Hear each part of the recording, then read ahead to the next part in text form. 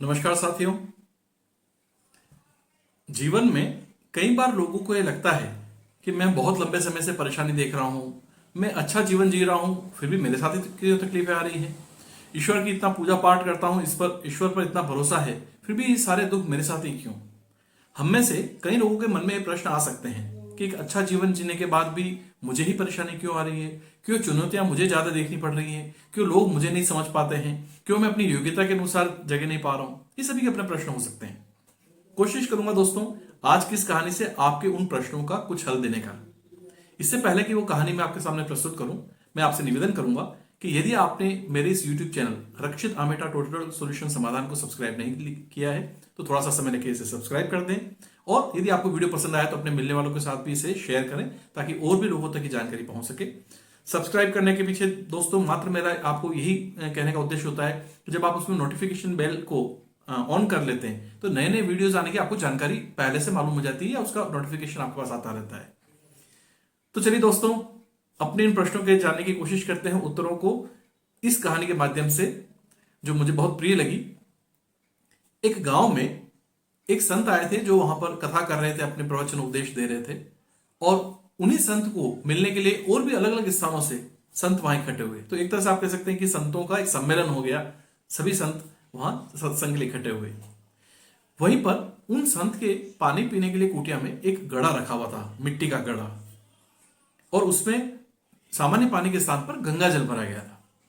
तो गांव का एक जो नवयुवक था उसके मन में एक उत्सुकता आई, और उस घड़े को देखते देखते उसने अपने मन में प्रश्न सोचा कि देखो इस घड़े की किस्मत कितनी अच्छी है कि पहला तो इसमें सामान्य पानी न भर के गंगा जल भरा गया है, दूसरा यह संत लोगों के प्यास बुझाने के लिए काम आ रहा है, सामान्य लोगों के लिए नहीं।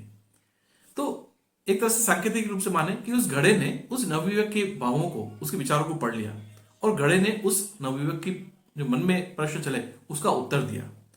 तो उस घड़े ने बताया कि दोस्त, ऐसा नहीं है कि तुम्हें जो आज दिख रहा है वही मेरी नियति थी या वही मेरा सब कुछ सत्य है। तुम्हें मैं थोड़ा पीछे ले जाना चाहूंगा।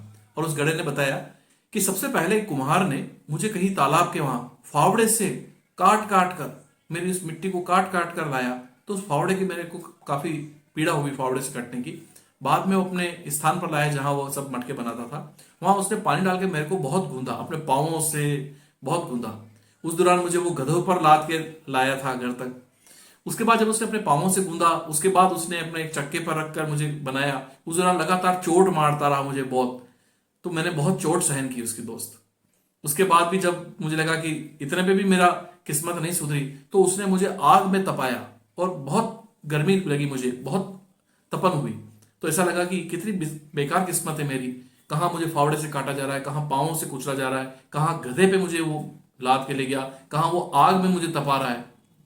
उतने से भी जी नहीं भरा तो मुझे बाजार में जब बेचने गया तो लोग मुझे ठोक बजा के चेक करते थे, लेकिन कोई खरीद के नहीं ले जा रहा था, और कीमत मेरी भी क्या थी, 20 और 30 रुपए। तो मैंने कहा मेरी इतनी तकलीफ सहन करने की कीमत यही है।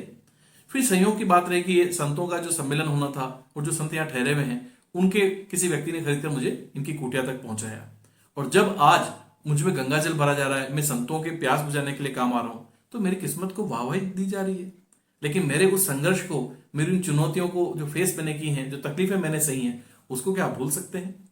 तो नवयुवक को लगा कि बात तो बिल्कुल सही है। तो उस घड़े ने आगे कहा कि क्या तुम सोचो, तुम्हारे पास एक नई गाड़ी है, क्या किसी नौ सीखिए अनाड़ी व्यक्ति को जिसको गाड़ी नहीं चलानी आती या ठीक से चलानी नहीं आती है तुम अपनी गाड़ी दे दोगे? तो उसने कहा नहीं। तो तुम उसी को दोगे जिस पर तुम्हें कॉन्फिडेंस है, जिसने बहुत अच्छे से सालों से सीखा है, जिसने बहुत सारी चुनौतियों को फेस किया है, बहुत सारे जो एक्सीडेंट्स बचाए हैं। तो क्या निश्चित रूप से ऐसे व्यक्ति को गाड़ी दूंगा।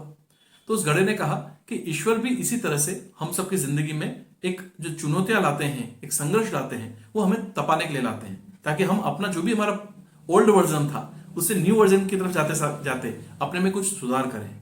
जिंदगी में दोस्तों सांसारिक रूप से हमें क्या मिलता है क्या नहीं मिलता है, इसको नियति पे भी डाल दें या किसी और परिप्रेक्ष्य में भी सोचें, लेकिन इस बात को आप अस्वीकार नहीं कर सकते कि यदि ये जो संघर्ष मिलता है, ये चुनौतियां मिलती हैं, ये फेलियर्स मिलते हैं, और फिर भी आप अपनी यात्रा को यदि जारी रखते हैं, तो आप देखिएगा कि आप एक अलग ही रूप में निखर कर आते हैं। सोने को भी यदि 24 कैरेट का बनना होता है तो कई बार आग से निकलना पड़ता है। तो इस कहानी में भी दोस्तों इस मटके ने जो मैसेज कन्वे किया है बहुत काम का है कि इन चीजों को बिल्कुल नेगेटिव नहीं लेना है, ईश्वर पर भरोसा रखें, अपनी तरफ से सच्चाई के रास्ते पे चलते रहें, अच्छे कर्म करें, एक बेहतर जीवन जिएं, और निश्चित रूप से सफलता आज नहीं तो कल मिलेगी। हो सकता है कि ईश्वर के घर देर है पर अंधेर नहीं।